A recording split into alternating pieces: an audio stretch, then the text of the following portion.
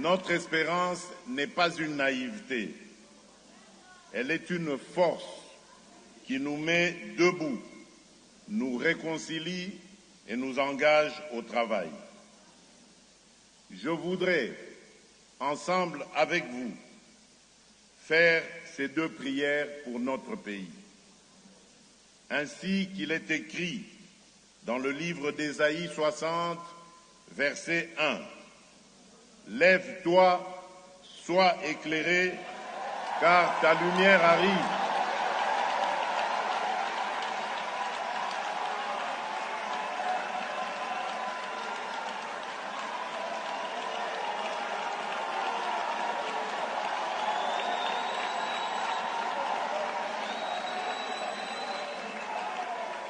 Je disais donc, comme il est écrit dans le livre d'Ésaïe 60, verset 1, « Lève-toi, sois éclairé, car ta lumière arrive, et la gloire de l'Éternel se lève sur toi. »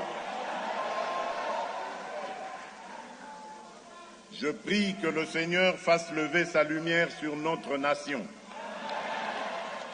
que sa divine bonté panse les blessures des familles éprouvées, affermisse les artisans de la paix et éclaire nos pas. La République démocratique du Congo ne sera plus à genoux. Elle se tient debout, digne et unie. Elle rayonne aujourd'hui et rayonnera pour les générations à venir, car le Dieu Tout-Puissant, à qui nous avons dédié ce pays, s'est levé sur notre nation. La deuxième prière, c'est Ésaïe 43, verset 19, qui dit, je cite, « Voici, je vais faire une chose nouvelle sur le point d'arriver.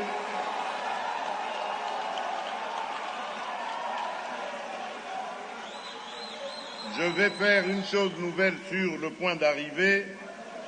Ne la reconnaîtrez-vous pas? Je mettrai un chemin dans le désert et des fleuves dans la solitude. »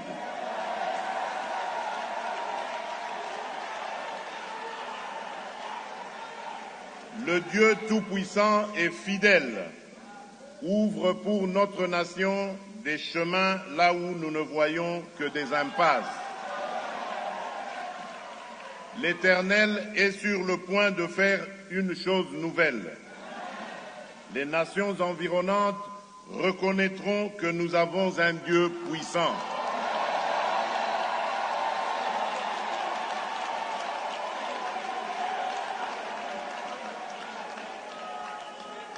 Il fera jaillir des sources de vie jusque dans les zones meurtries, des opportunités pour notre jeunesse et des foyers d'espérance dans chaque territoire de la République démocratique du Congo.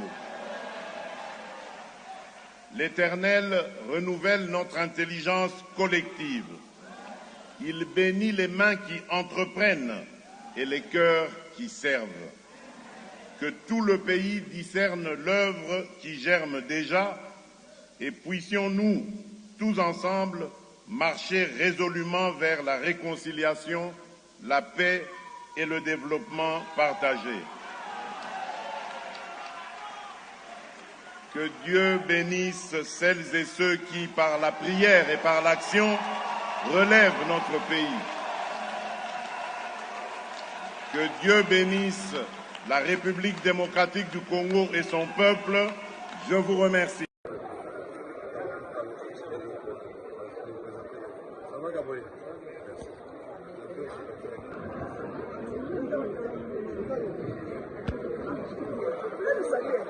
Salut d'abord le président. Salut le président. Il faut chercher sa case.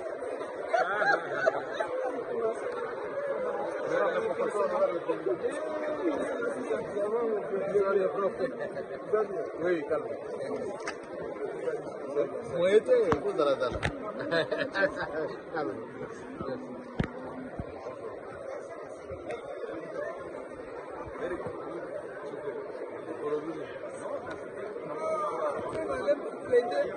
Odeo, il est là.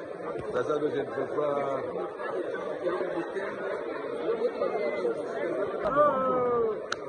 Ça va, mais je vais le faire. Bonjour, comment ça va?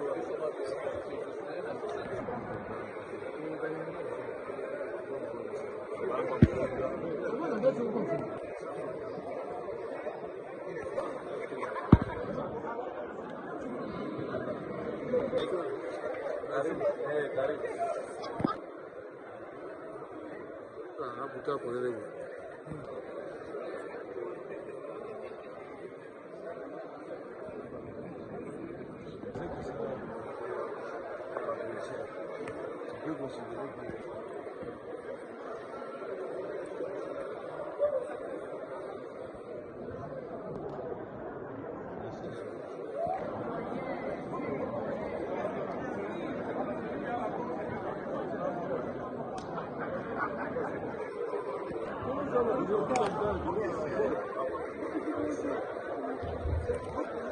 Papa Président, c'est un plaisir de te revoir. Ça va?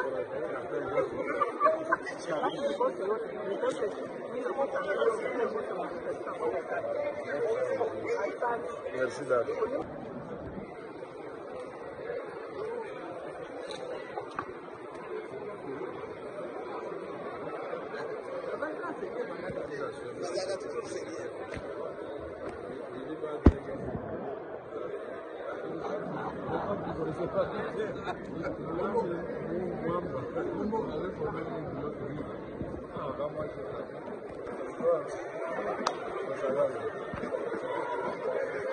Salut le patriarche.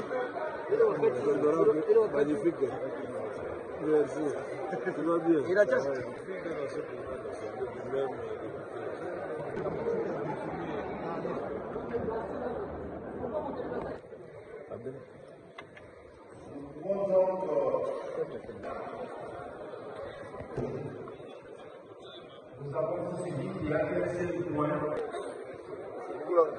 Les adultes, elle est morte il y a quelques années et elle ne demandait rien comme réparation à part qu'on lui ramène l'agresseur et qu'il lui explique pourquoi elle.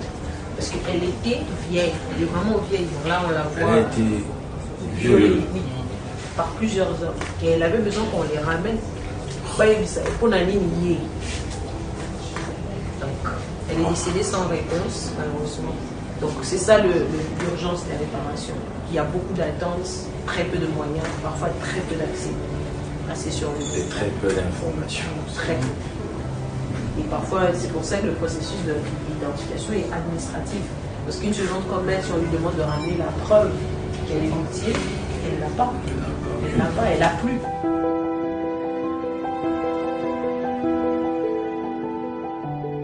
Et j'espère aussi que ce site sera ouvert très bientôt à toutes les populations parce que les élèves, les étudiants, les pasteurs, les musiciens, les mamans, les papas, les jeunes doivent visiter ce site pour comprendre finalement ce qui se fait non seulement à l'est du pays. Vous voyez, quand on parle de massacres, des génocides au Congo, plusieurs pensent que c'est seulement l'est qui est visé. Mais là, nous avons une carte qui démontre clairement que c'est toute la RDC qui est secouée par cette réalité de massacre. Pour ces frères et sœurs victimes de guerre, à l'est du pays et partout ailleurs, j'ai y rencontré des mamans lors de ma visite, de ma descente à Goma, il y a à peine une année. Elles m'ont parlé. J'avais promis à ces mamans d'aller partout dans le monde, dire ce qu'elles vivent, ce qu'elles subissent. Et pour ce grand concert du 22, je serai sur Paris. Nous allons nous servir de l'occasion pour dire à tout le monde qu'il est temps que toutes ces choses s'arrêtent, que la RDC vive en paix, que la femme de la RDC, la jeune fille de la RDC étudie, travaille, cultive, se marie et ait des enfants dans la paix. Et nous allons le dire haut et fort partout dans le monde qu'il y a génocide en RDC et que tout le monde s'implique, surtout nous Congolais. Nous sommes tous ambassadeurs de ces victimes. Utilisons nos réseaux, utilisons nos concerts comme moi. Et toi qui ne peux pas chanter, utilise, je ne sais pas, tout ce que tu peux faire dans ton domaine pour dire à tout le monde que nous devons être unis. Et que Dieu vous bénisse, à très bientôt, à ce 22 à Paris, et nous allons encore parler de toutes ces choses.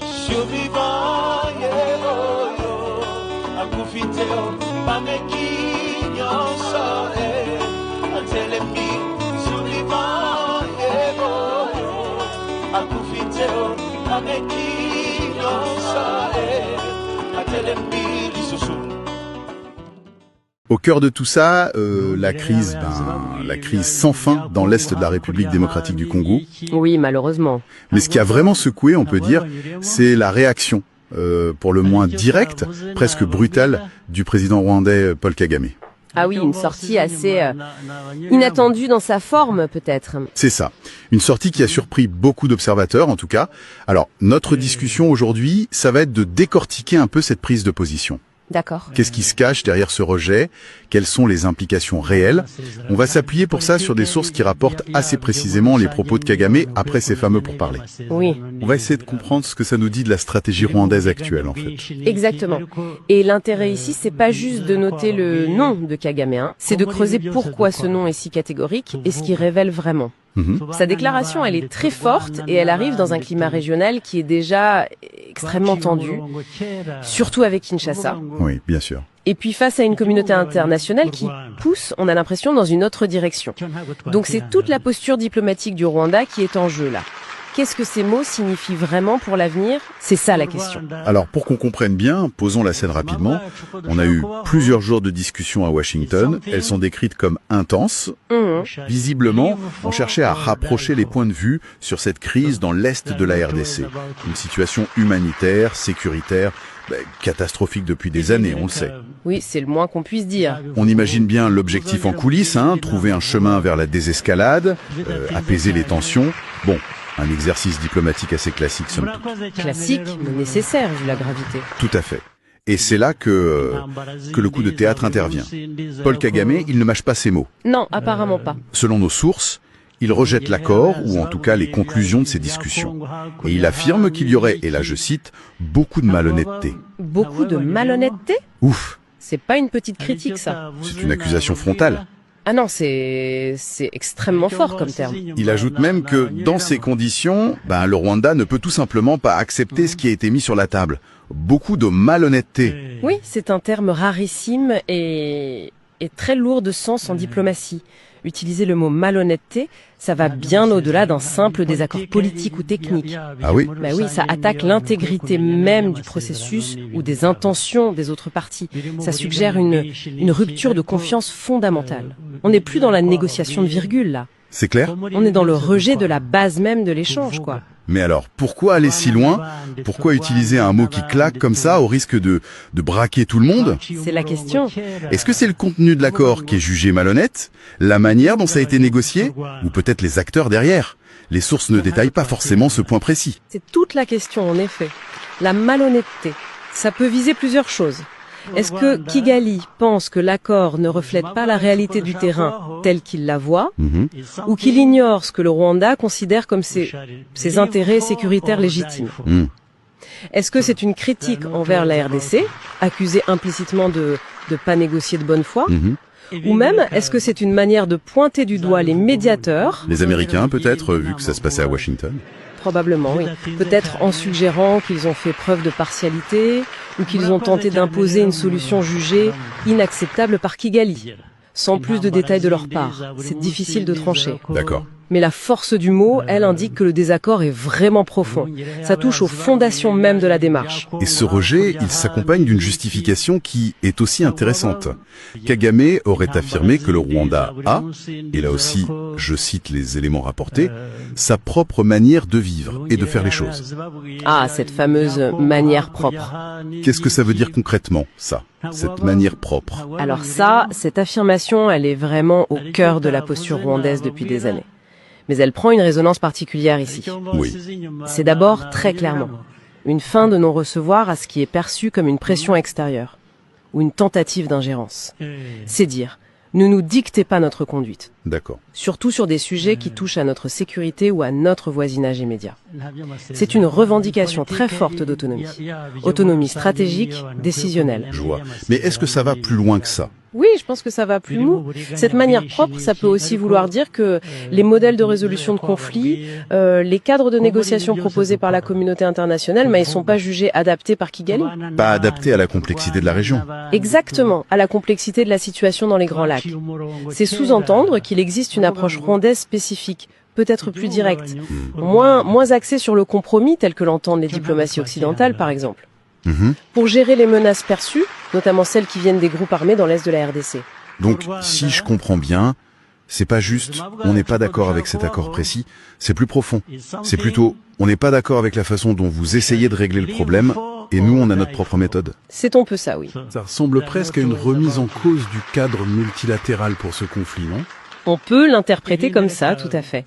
C'est une façon de dire que la souveraineté rwandaise, ça implique non seulement de défendre ses intérêts, mais aussi de choisir ses propres outils, ses propres stratégies pour le faire. Même si ça va à contre-courant. Même si ça va à l'encontre des approches privilégiées par les grandes puissances ou les organisations internationales. Ça renvoie à une conception très westphalienne de la souveraineté, si vous voulez. C'est-à-dire? L'État est maître chez lui et il définit seul sa politique étrangère et de sécurité. C'est une position qui peut être vue comme courageuse, indépendante par certains, mais aussi comme potentiellement isolante, voire contre-productive par d'autres. Surtout quand on parle d'une crise avec des implications régionales aussi vastes. Et justement, cette posture, ce rejet frontal, cette affirmation d'une voix singulière, ça nous amène directement à la question que tout le monde se pose maintenant. Oui. Et que nos sources formulent d'ailleurs très clairement. Kagame est-il en train de perdre l'avantage diplomatique qu'il pensait avoir ? Ou qu'il avait peut-être acquis ces dernières années? C'est la question à 1 million, j'imagine. C'est effectivement la question clé qui émerge de toute cette séquence. Perdre un avantage diplomatique, qu'est-ce que ça signifie concrètement? Ça peut vouloir dire plusieurs choses. Par exemple? D'abord, une potentielle érosion du soutien de partenaires importants. Les discussions ont eu lieu à Washington. On peut supposer une implication américaine non négligeable. Logique. Ça peut avoir un coût relationnel. Washington cherche la stabilité et une sortie comme ça, ça va à l'encontre de cet objectif. Oui, on imagine que ça ne doit pas faire très plaisir à l'administration américaine, même si on n'a pas leur réaction officielle pour l'instant. Probablement pas, non. Mais au-delà des États-Unis, il y a aussi la dynamique régionale, j'imagine. Absolument. C'est le deuxième point, la dynamique régionale. Les sources rappellent que les tensions entre Kigali et Kinshasa restent fortes.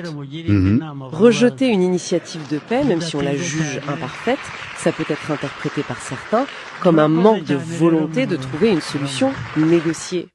Et donc, ça pourrait, paradoxalement, renforcer la position de la RDC auprès de certains acteurs internationaux. Ah oui. Comment ça? Il pourrait voir Kinshasa comme la partie la plus constructive dans cette affaire à ce moment précis. Ça peut modifier l'équilibre des perceptions, vous voyez? Je vois. C'est un jeu d'équilibriste assez complexe en fait. D'un côté affirmer sa force, son indépendance, oui, et de l'autre risquer de passer pour celui qui bloque tout. C'est exactement ça. Et troisièmement, il y a la pression de la communauté internationale en large. Nos sources indiquent clairement un consensus international en faveur d'une désescalade. Oui. La position de Kagame apparaît donc en décalage, voire en opposition frontale avec cet appel général à l'apaisement. La grande inconnue, c'est de savoir si cette fermeté va consolider sa base, le présenter comme un leader inflexible qui défend les intérêts rwandais contre vents et marées, ou l'inverse. Ou si, au contraire, elle va accentuer son isolement sur la scène internationale. Mais est-ce qu'on peut vraiment parler d'isolement? Le Rwanda a souvent joué une carte très singulière sur la scène internationale. C'est vrai. Et ça ne l'a pas toujours affaibli. Au contraire. Certains pourraient même dire que c'est une démonstration de force. Une manière de dire « on est incontournable et vous devrez faire avec notre vision des choses ». C'est une interprétation possible, bien sûr. Et c'est peut-être même le calcul fait à Kigali. C'est-à-dire? L'idée serait que la position stratégique du Rwanda, son rôle militaire régional perçu, son influence dans certains réseaux, sont telles que les partenaires internationaux, même s'ils sont irrités, ne pourront pas se passer de dialoguer avec lui. Un pari sur la réalité politique, en somme. Exactement. Un pari sur la réalité politique, la force et les intérêts qui primeraient sur les principes diplomatiques ou les appels à la coopération. C'est une stratégie qui a pu fonctionner par le passé, c'est indéniable. Mais est-ce que c'est encore valable aujourd'hui? C'est là que ça se complique. Le contexte évolue. La crise dans l'est de la RDC atteint des niveaux de gravité humanitaire et sécuritaire qui mobilisent de plus en plus l'attention et l'inquiétude internationale. La pression monte. Oui, la pression pour des résultats concrets en matière de paix, de stabilisation, elle est forte. Et dans ce contexte, une posture perçue comme obstructionniste pourrait avoir des conséquences plus tangibles qu'auparavant. Comme quoi, par exemple? Sanctions ciblées, réévaluation de l'aide, condamnation politique plus ferme. L'avantage diplomatique, c'est pas juste une question d'image, ça a des implications très concrètes. D'accord. Le fait même que la question de sa perte soit posée dans nos sources, ça suggère qu'un seuil a peut-être été franchi dans la perception internationale de la politique rwandaise. On sent bien que c'est un moment charnière. Pour résumer un peu où on en est, d'après ce qu'on a pu analyser. Oui. On a un processus de négociation mené à Washington pour tenter de calmer la crise congolaise. Ce processus aboutit à quelque chose, un accord, des propositions, on ne sait pas exactement, qui est immédiatement et très violemment rejeté par Paul Kagame. C'est ça. Il dénonce un manque d'honnêteté, il revendique le droit du Rwanda à suivre sa propre voie, sa manière propre, tout ça dans un climat hyper tendu avec la RDC, et alors que la communauté internationale, elle, pousse pour la désescalade. Voilà. Et la grande question qui flotte maintenant, c'est est-ce que cette stratégie de la rupture ne risque pas de coûter cher au Rwanda sur le plan diplomatique? C'est une excellente synthèse de la situation et des enjeux tels qu'ils ressortent de nos informations, en effet. Si on doit vraiment distiller les points cruciaux à retenir de cette affaire pour l'instant... Oui, allons-y. Premièrement, ce rejet frontal et l'utilisation du terme « malhonnête » par Kagame, c'est un signal diplomatique d'une rare intensité. Ça marque une potentielle rupture avec les cadres de discussion habituels. D'accord. Premier point. Deuxièmement, cette justification basée sur la manière propre du Rwanda. Ce n'est pas anodin, c'est une réaffirmation forte de souveraineté, d'autonomie stratégique, et ça pose la question de la compatibilité de l'approche rwandaise avec les efforts de médiation internationaux. Ça interroge, oui. Ça interroge sur la volonté réelle de s'insérer dans un schéma de résolution multilatéral, en fait. Ok. Deuxième point. Et le troisième? Et troisièmement, c'est l'interrogation centrale sur l'avenir de l'influence diplomatique rwandaise. Est-ce que cette posture de défi va renforcer le Rwanda en le posant comme un acteur incontournable, inflexible, ou est-ce qu'au contraire, ça va l'isoler et réduire ses marges de manœuvre? Face à la pression internationale et aux tensions régionales. Exactement. La réponse, elle n'est pas écrite d'avance. Elle dépendra beaucoup des réactions en chaîne des autres acteurs. Kinshasa, les pays voisins, les États-Unis, l'Union africaine, l'ONU. Tout à fait. Et ça ouvre une dernière porte de réflexion.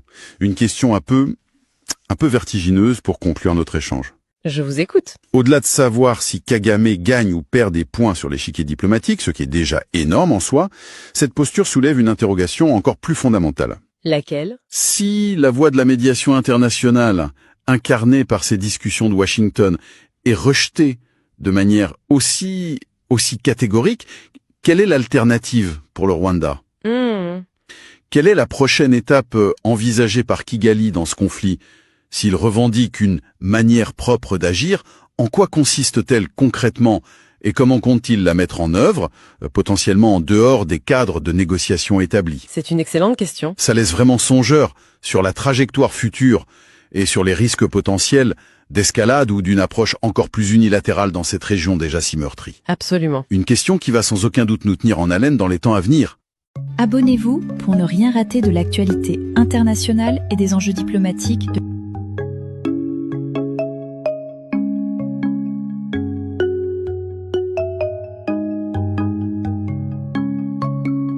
et frontières avec une détermination qui semblait puiser dans les veines mêmes de l'Afrique. Mais ce qui suivit ne fut pas seulement la reconstruction d'une nation brisée. Ce fut la naissance d'un empire parallèle, un réseau tentaculaire d'influence qui s'étendait bien au-delà des collines rwandaises, jusqu'aux forêts humides de l'Ituri et aux plateaux riches du Kivu. Kagame, ce tacticien brillant, transforma la vulnérabilité en arme absolue. Le Rwanda, minuscule sur la carte, devint le pivot invisible des Grands Lacs, un État-garnison où l'armée, le RDF, n'est pas un outil de défense, mais le cœur battant d'une hégémonie expansionniste. Pensez-y un instant. Comment un pays de 12 millions d'âmes, sorti des cendres d'un holocauste, a-t-il pu, en 3 décennies, dicter les rythmes des conflits régionaux? La réponse gît dans les veines aurifères et coltanifères de la République démocratique du Congo, cette terre bénie et maudite que les Belges appelaient autrefois le scandale géologique de la planète. Dès 1996, sous le couvert de traquer les génocidaires Hutus, réfugiés à l'est de la RDC, les forces rwandaises lançaient la première guerre du Congo, une invasion qui renversait Mobutu et installait Laurent-Désiré Kabila au pouvoir. Officiellement, c'était une croisade justicière.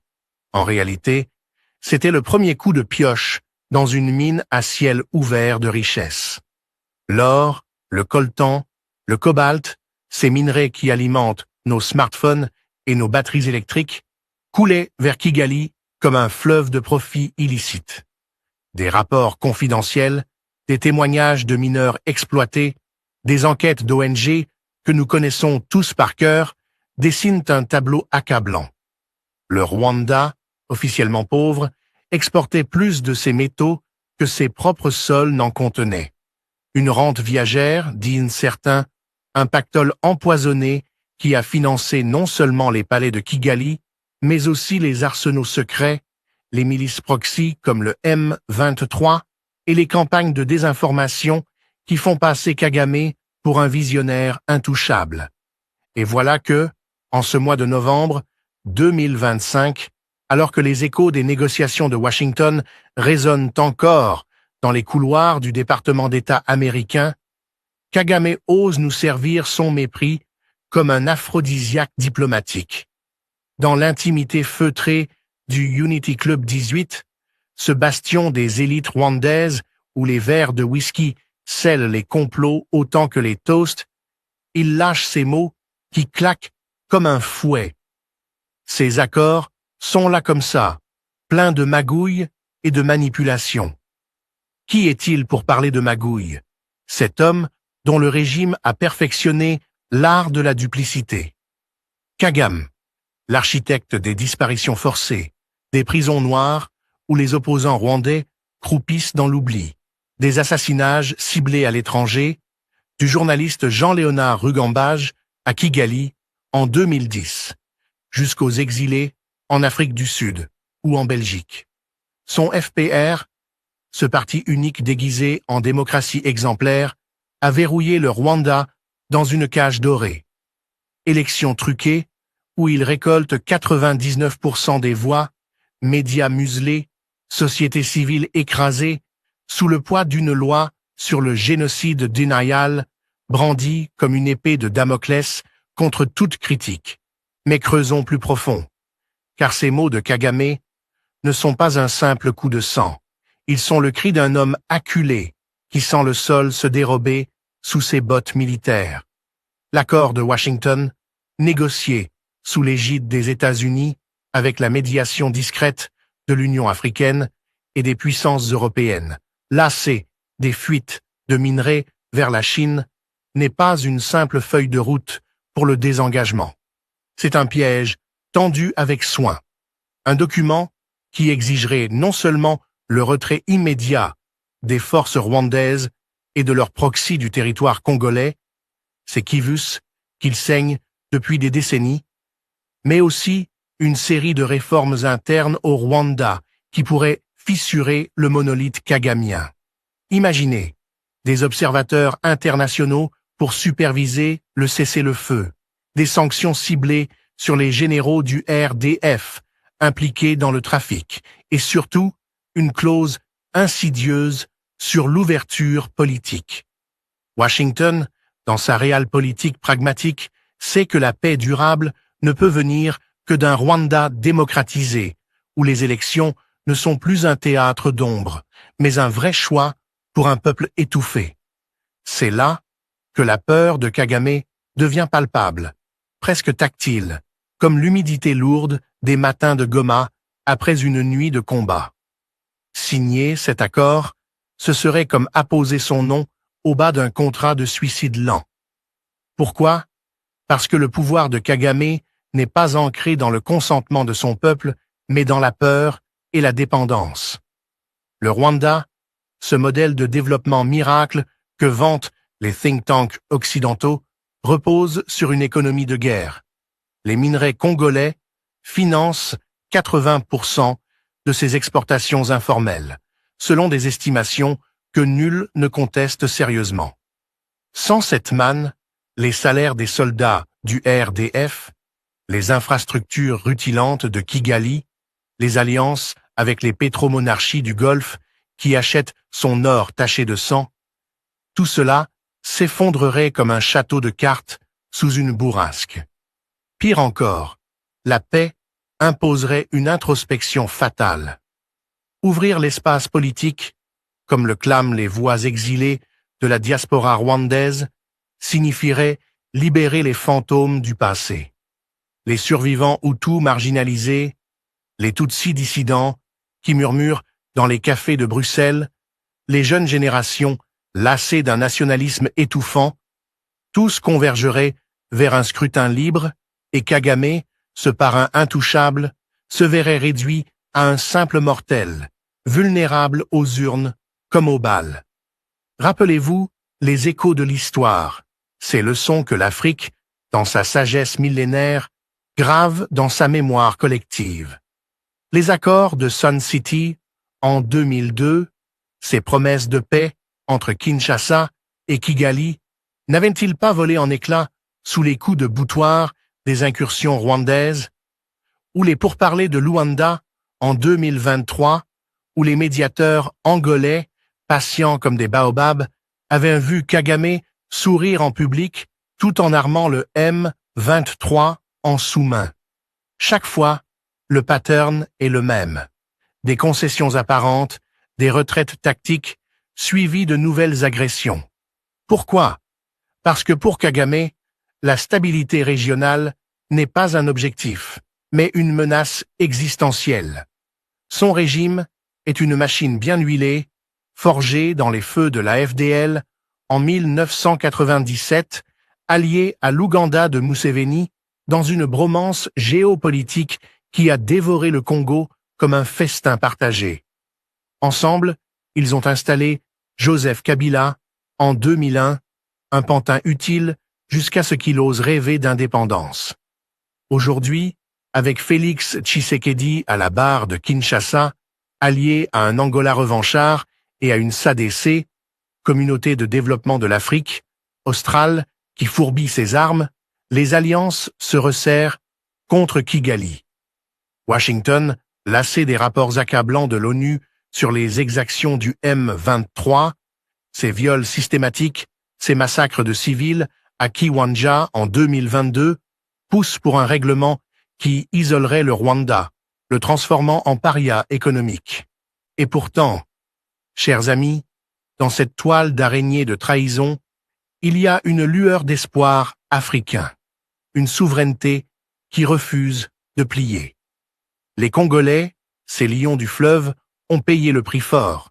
6 millions de morts depuis 1996, des camps de déplacés qui s'étendent comme des cicatrices sur la carte de l'Est, des enfants soldats arrachés à leur mère pour servir de chair à canon dans les rangs du FDLR ou du M23. Mais regardez-les se lever. À Goma, les manifestations contre l'agression rwandaise enflamment les rues, scandant « non à l'occupation », tandis que les FARDC, renforcés par les contingents sud-africains et tanzaniens, reprennent du terrain dans le nord Kivu. Tshisekedi, ce fils du lion Étienne, a compris la leçon.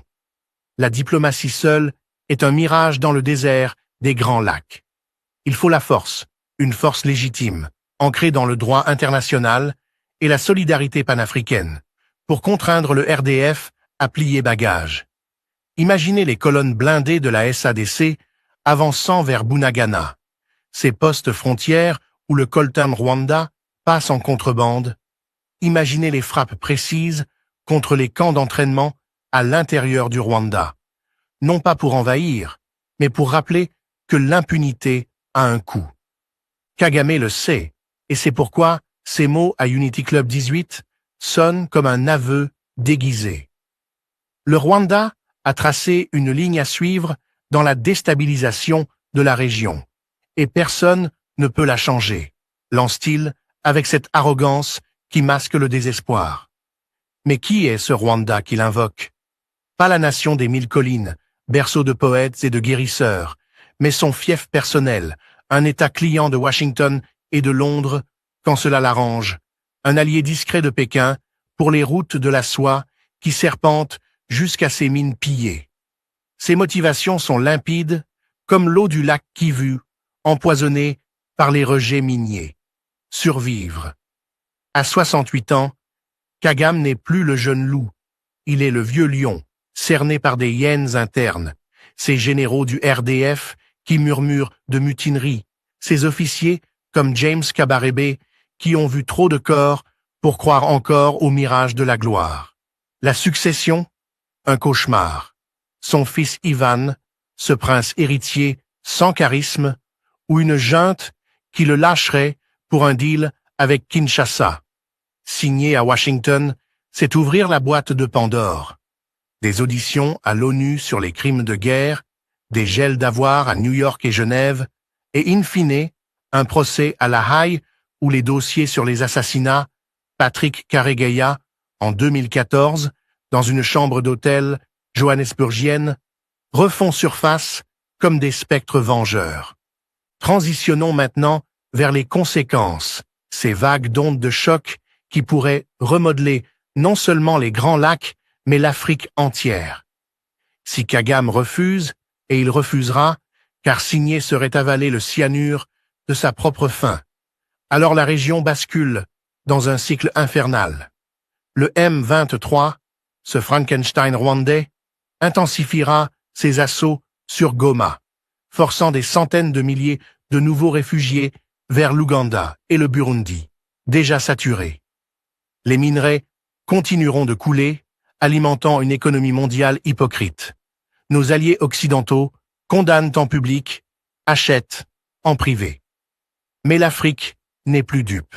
L'Union africaine, sous la houlette d'un Mohamed VI visionnaire ou d'un Ramaphosa tenace, pourrait enfin activer l'article 4H de son protocole, autorisant une intervention collective contre l'agresseur. Et là, mes chers auditeurs, imaginez la beauté de cette riposte. Des hélicoptères burundais survolant les Virunga, des troupes zambiennes sécurisant les routes du Sud Kivu, un blocus naval tanzanien sur le lac Tanganyika qui étrangle les lignes de ravitaillement rwandaises. Pas une guerre de conquête, mais une libération. Un rappel que la souveraineté congolaise est sacrée, que le pillage des ressources est un crime contre l'humanité entière. Pourtant, au cœur de cette tempête, il y a une vérité plus profonde, une urgence qui nous relie tous, du Sahel aux hauts plateaux éthiopiens. La paix ne viendra pas sans justice interne. Kagame n'est pas un monstre isolé. Il est le symptôme d'un mal africain plus vaste, celui des régimes post-coloniaux qui se perpétuent, par la peur et l'exil. La démocratisation du Rwanda n'est pas un caprice moral, c'est l'antidote. Ouvrir l'espace politique, libérer les prisons de la 243, permettre aux partis, comme les Imberakuri de Victoire Ingabire, de respirer, c'est redonner au Rwanda son âme. Imaginez un Kigali où les élections de 2027 ne sont pas un simulacre, mais un carnaval de débats, où les jeunes Tutsis et Hutus, ces enfants du pardon forcé, choisissent leur destin, sans le spectre du génocide brandi comme bouclier. Cela briserait la chaîne. Sans hégémonie rwandaise, le Congo respire. Sans guerre congolaise, les Grands Lacs fleurissent en hub économique, reliant l'Afrique de l'Est au bassin du Congo dans un corridor de prospérité. Mais hélas, Kagame, ce maître des ombres, ne lâchera pas sans combattre. Ses alliances sont solides. Museveni, ce vieux renard ougandais qui partage les butins miniers depuis l'ère Mobutu, lui offre un sanctuaire. Les Émirats, avides d'or, ferment les yeux sur l'origine des lingots, et même certains cercles à Washington, nostalgiques de l'anti-Hutugat des années 90, murmurent encore son nom. Pourtant, les vents tournent. Biden, ou qui que soit son successeur en 2025, a les mains liées par les lobbies des minerais verts. Le cobalt congolais est vital pour la transition énergétique, et les scandales sur le travail des enfants dans les mines contrôlées par le M23 font les gros titres du New York Times. L'Europe, avec son Green Deal hypocrite, exige de la traçabilité. La Chine, patiente, attend son heure pour rafler les concessions abandonnées par un Rwanda affaibli. Et les Congolais dans tout ça? Ils meurent, encore et toujours, dans le silence assourdissant du monde. À Minembwe, ces villages rasés par les drones rwandais, à Walikale, où les coltanistes creusent leurs tombes sous les balles, à Bukavu, où les femmes portent le deuil comme un manteau trop lourd. Mais leur résilience est une flamme inextinguible. Tshisekedi, en convoquant la SADC à un sommet extraordinaire à Johannesburg, trace une ligne rouge. Pas de paix sans justice, pas de négociation sans retrait. C'est un appel à l'Afrique, à cette souveraineté que nous chérissons chez Africa Flash, loin des ingérences néocoloniales qui nous divisent. Car oui, mes frères, la grandeur de l'Afrique réside dans son unité face à l'adversaire commun. Non pas un peuple, mais un système, celui de l'exploitation qui fait de nos frères rwandais les otages involontaires de Kagame. Pourtant, permettez-moi une digression narrative, un instant suspendu dans le temps, pour humaniser ce titan qui tremble. Imaginez Paul Kagame, seul dans ses appartements du village Urugwiro, cette forteresse high-tech au cœur de Kigali. La nuit est tombée, lourde comme un linceul, et les lumières de la ville, financées par l'or de l'Est, clignotent en bas. Sur son bureau, le draft de l'accord de Washington, annoté de sa main ferme, manipulation, non, ligne rouge. Il arpente la pièce, cigarette à la main, un vice rare pour cet athlète de fer, et ses yeux qui ont vu les corps entassés à Nyanza en 94, se perdent dans le vide. Il se souvient. L'exil en Ouganda, les nuits à ourdir des plans avec Fred Rwigema, ce frère d'armes tombé trop tôt. Il se souvient des victoires, ses marches triomphales vers Kigali, acclamé comme un messie. Mais maintenant, les ombres s'allongent. Les rumeurs de coups d'État, les fuites de généraux vers l'exil, les enfants de son propre clan qui questionnent en privé. Père, jusqu'à quand? Signer, c'est abdiquer. Refuser, c'est inviter la tempête. Et dans ce dilemme, Kagame n'est plus le conquérant. Il est l'homme piégé, conscient que la paix qu'il feint de mépriser est le poison qui le ronge de l'intérieur. De là, les ramifications se déploient comme les racines d'un manguier géant, touchant les confins de notre continent. Considérez l'Ouganda. Museveni, à 80 ans passés, s'accroche à son trône comme à une bouée, mais son alliance avec Kagame est un pacte faustien. Les tensions frontalières à Kisoro, les accrochages pour le contrôle des routes du coltan, pourraient exploser si Kinshasa resserre l'étau. Plus au nord, le Soudan du Sud, ce bébé État fragile, né des cendres de la guerre civile, dépend des minerais congolais pour ses propres trafics. Une paix imposée à Kigali déstabiliserait Kir, forçant un réalignement vers Addis Abeba. Et l'Éthiopie? Abiy Ahmed, ce Nobel de la paix, entaché par le Tigré, observe avec envie. Un Rwanda affaibli ouvre des opportunités pour une hégémonie éthiopienne sur la Corne, mais aussi des risques de contagion démocratique qui pourraient raviver les braises Oromo ou Amara. Quant aux puissances globales, leur jeu est un échiquier où l'Afrique n'est que pion. Les États-Unis, avec leur quad élargi et leur Indo-Pacifique obsessionnel, voient en Kagame un rempart contre l'influence chinoise au Congo. Mais les démocrates, au Congrès, influencés par la diaspora congolaise de Washington, D.C., poussent pour des sanctions sous le Magnitsky Act. L'Europe, divisée entre la France pro-Kagame, souvenir des liens militaires post-génocide, et l'Allemagne qui boycotte ses diamants, hésite. Et la Chine. Pékin, maître des routes de soie, a investi des milliards dans les infrastructures congolaises. Une guerre prolongée perturbe ses chaînes d'approvisionnement, forçant Xi à choisir, soutenir Tshisekedi pour la stabilité ou tolérer Kagame pour un accès privilégié aux mines. Mais revenons au cœur, à cette urgence qui nous étreint comme une étau, l'action militaire concrète. Les appels à libérer les Kivus ne sont pas des cris de haine, mais des murmures de nécessité. La MONUSCO, cette force bleue casquée si critiquée pour son inertie, pourrait être réformée en une coalition africaine, avec un mandat robuste pour neutraliser le M23.